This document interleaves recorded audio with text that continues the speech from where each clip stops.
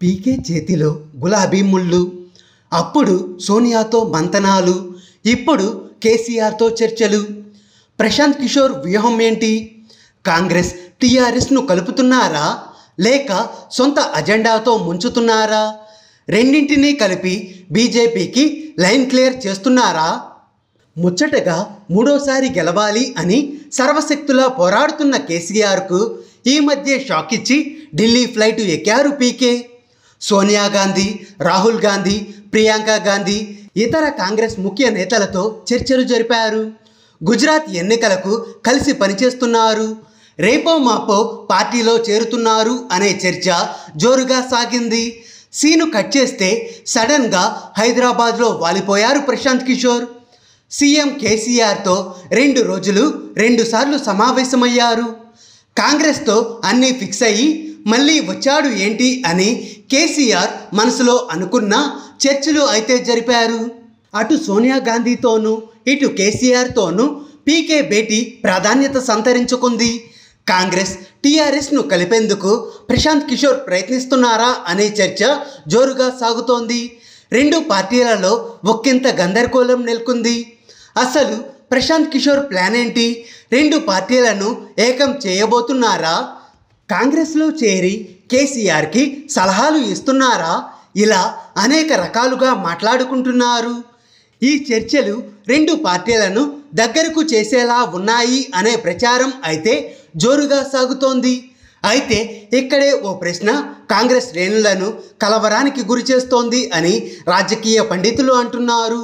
తెలంగాణ ఇస్తే కాంగ్రెస్లో విలీనం చేస్తాను అని కేసీఆర్ అన్నారని, కానీ తరువాత మోసం చేశారని మొదటి నుంచి హస్తం నేతలు నమ్ముతున్నారు.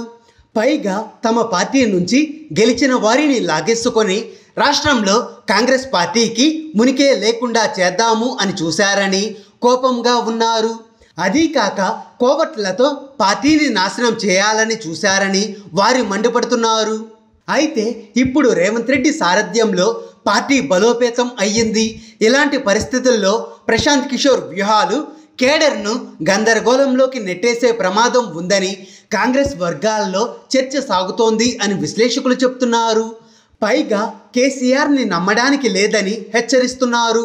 అసలు ప్రశాంత్ కిషోర్ సొంత అజెండాతో ఏమన్నా పనిచేస్తున్నాడా అనే సందేహాన్ని కూడా వ్యక్తం చేస్తున్నారు.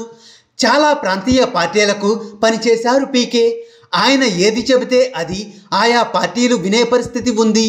ఈ క్రమంలో మోదీ వ్యతిరేక ప్రభుత్వాన్ని తీసుకువచ్చేందుకు ఆయన ప్రయత్నం చేస్తున్నాడా, లేక కేసీఆర్ను జాతీయ రాజకీయాలలో కీలకం చేసేందుకు కుట్రలు చేస్తున్నాడా అనేది ఆసక్తికరంగా మారింది అని అంటున్నారు. ఇంకో వాదన కూడా తెరపైకి వస్తోంది. మోదీతో రహస్య ఎజెండా ఏమన్నా ఉందా అని కూడా అనుమానం వ్యక్తం చేస్తున్నారు విశ్లేషకులు. కాంగ్రెస్ టీఆర్ఎస్ను గందరగోళంలోకి నెట్టి రాష్ట్రంలో బీజేపీకి లాభం చేకూర్చే ప్రయత్నం చేస్తున్నాడా అని సందేహిస్తున్నారు. ముచ్చటగా మూడోసారి గెలిపే కాదు, జాతీయ రాజకీయాలలో తన పాత్ర పెంచుకోవాలి అనే ఉద్దేశంతోనే కేసీఆర్ ప్రశాంత్ కిషోర్ను తెచ్చుకున్నారు. జాతీయ పార్టీలు అయిన బీజేపీ కాంగ్రెస్ను ఢీకొట్టాలి అంటే ప్రశాంత్ కిషోరే బెటర్ అని ఆయన నమ్మారు. గతంలో ఎన్టీఆర్, చంద్రబాబు నాయుడు ఎలా చక్రం తిప్పారో అలాగే చేయాలి అని చూస్తున్నారు. అయితే అప్పట్లో ఎన్టీఆర్, చంద్రబాబు నాయుడుకు ఎంపీ స్థానాలు ఎక్కువగా ఉండేవి. ప్రాంతీయ పార్టీలను ఏకం చేసి ముందుకు వెళ్ళారు. కానీ ప్రస్తుతం కేసీఆర్ను ఏ ప్రాంతీయ పార్టీ నమ్మే పరిస్థితి లేదు. అందుకే ప్రశాంత్ కిషోర్తో సత్సంబంధాలు ఉన్న పార్టీలను బొట్టలో వేసుకోవాలి అని కేసీఆర్ ప్లాన్ చేసి ఉండవచ్చు అని విశ్లేషకులు అంటున్నారు. కాంగ్రెస్ను కూడా అలా మచ్చిక చేసుకోవాలి అనే ఉద్దేశంతోనే ప్లాన్ చేసి ఉండొచ్చని, అందులో భాగంగానే పీకే ప్రణాళికలు రచిస్తున్నారు అని చెప్తున్నారు.